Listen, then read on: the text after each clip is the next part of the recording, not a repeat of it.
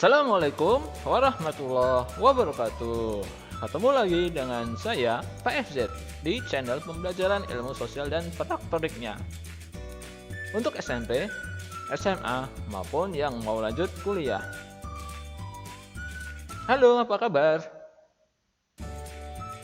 Semoga semuanya sehat selalu, rezeki lancar, dan tetap semangat. Mari kita perhatikan gambar berikut ini ya. Oke, pada gambar terdapat beberapa macam potensi sumber daya laut yang ada di negeri Indonesia.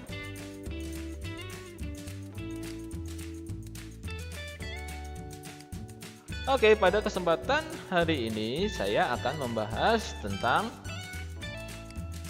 penguatan ekonomi maritim dan agriculture di Indonesia. Materi IPS untuk kelas 8 semester 2. Pada subbab 2 kali ini yang akan kita bahas adalah 1. Hasil laut Indonesia, 2. Potensi wisata bahari Indonesia, 3. Strategi penguatan ekonomi maritim Indonesia, 4. Hasil hutan Indonesia, 5. Persebaran potensi agriculture Indonesia. Pada kesempatan kali ini yang akan saya bahas itu pada nomor 1, 2, 3. Untuk nomor 4 dan 5 akan saya bahas pada pertemuan yang akan datang.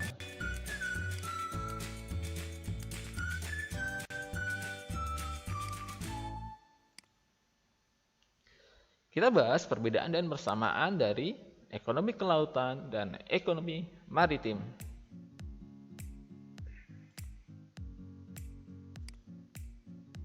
Ekonomi kelautan merupakan kegiatan ekonomi yang dilakukan di wilayah pesisir dan lautan serta di darat yang menggunakan sumber daya alam dan jasa-jasa lingkungan kelautan untuk menghasilkan barang dan jasa.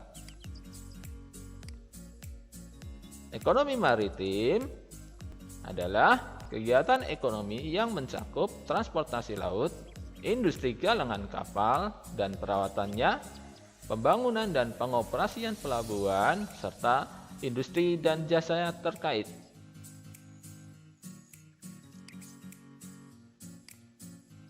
Persamaan dan perbedaan kedua pengertian di atas adalah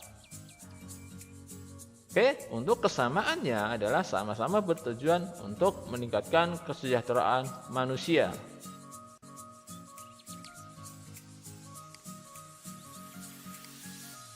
Pembangunan di bidang kelautan diarahkan untuk mencapai 4 tujuan, yaitu pertumbuhan ekonomi tinggi secara berkelanjutan, peningkatan kesejahteraan seluruh pelaku usaha, khususnya para nelayan, terpeliharanya kelestarian lingkungan dan sumber daya kelautan, menjadikan laut sebagai pemersatu dan tegaknya kedaulatan bangsa.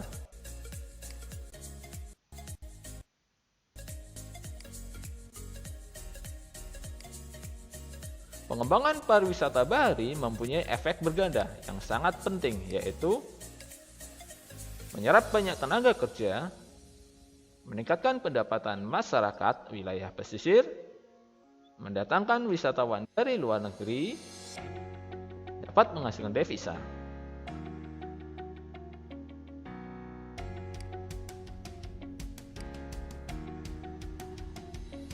Strategi kebijakan pengembangan ekonomi maritim.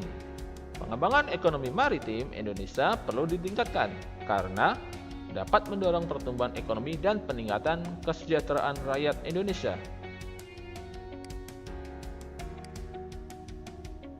Mari kita berpikir kritis sejenak. Ada pernyataan untuk negara yang potensi kelautannya lebih kecil seperti Islandia, Norwegia, Jepang, Korea Selatan, dan Thailand. Kira-kira ini disebabkan kenapa ya?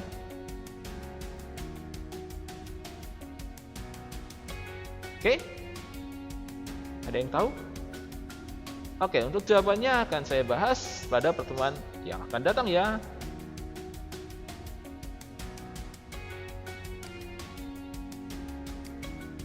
Kita lanjut ke dalam bentuk kebijakan pengembangan ekonomi maritim Indonesia.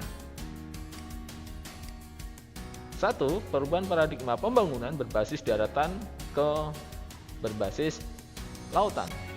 2. Memacu percepatan pengembangan infrastruktur dan ketersambungan maritim. 3.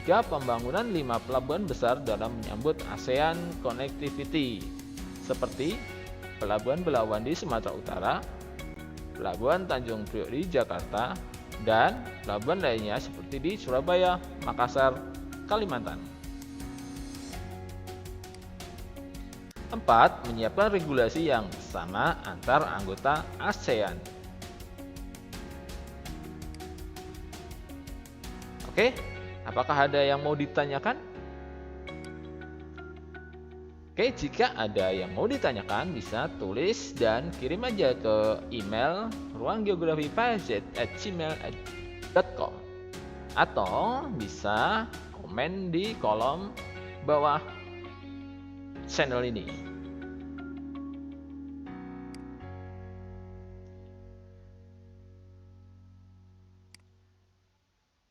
Buat kalian yang sudah selesai menonton video PSZ, saya ucapkan terima kasih dan semoga sehat selalu. Dan saya PSZ pamit undur diri dan jangan lupa belajar yang giat untuk menjadi orang sukses. Assalamualaikum warahmatullahi wabarakatuh.